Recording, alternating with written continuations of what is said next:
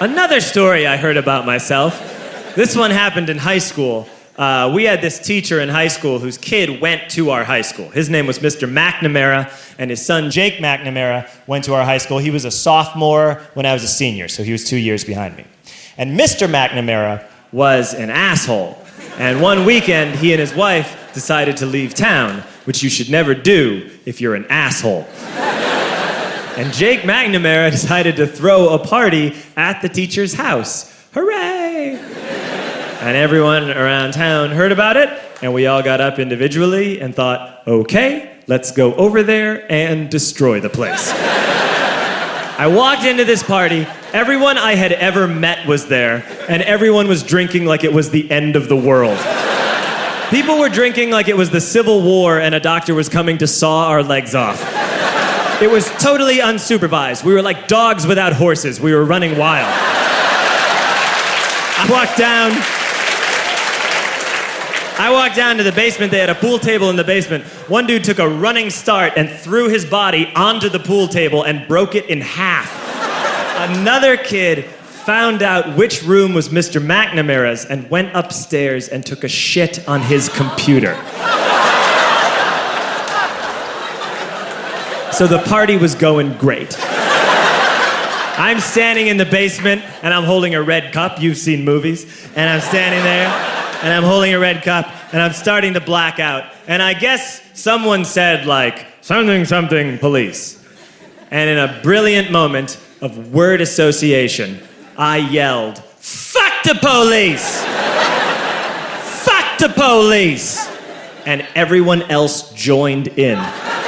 100 drunk white children yelling, fuck the police. With the confidence of guys who have like already been to jail and aren't afraid of it anymore. You know, that like, I serve my nickel, you come and take me confidence. But white children. The reason someone had said something, something, police was because the police were there. So a Chicago police officer walked down the stairs and got to the bottom in the basement and looked out over a sea of drunk toddlers yelling, fuck the police, in his face.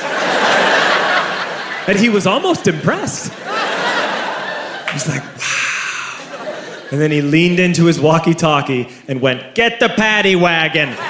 And my friend John, who is now a father, this man now has a baby, he grabbed a 40, smashed it on the ground, and yelled, scatter! And everyone ran in a different direction. We all ran in different directions. It was like that scene in Ratatouille when the humans come in the kitchen and all the rats go in different ways. We all ran in different directions. I ran into the laundry room and I jumped up on the washing machine and I crawled out through a window into the backyard, and now I'm running through the backyard and there was this big chain link fence and I thought, I've never climbed a fence that high before. And then I woke up at home.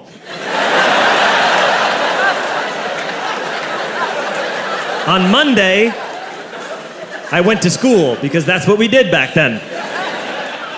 And I'm walking into the school building, and who do I see but Jake McNamara? And he says to me, hey, were you at my party on Saturday? And I said, no. You know, like a liar. And he said things got really out of hand. Someone broke the pool table. Someone took a shit on my dad's computer.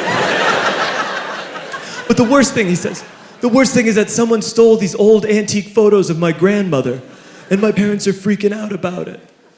And I had that thought that only blackout drunks and Steve Urkel can have.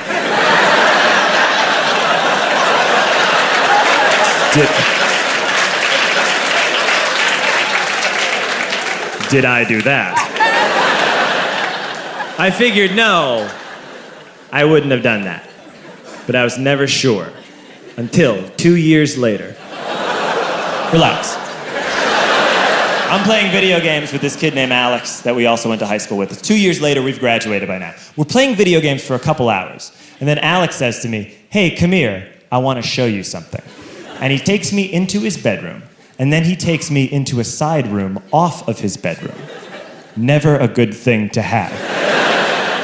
And he shows me a tiny room that is covered wall to wall in stolen antique photos from different people's parties over the years.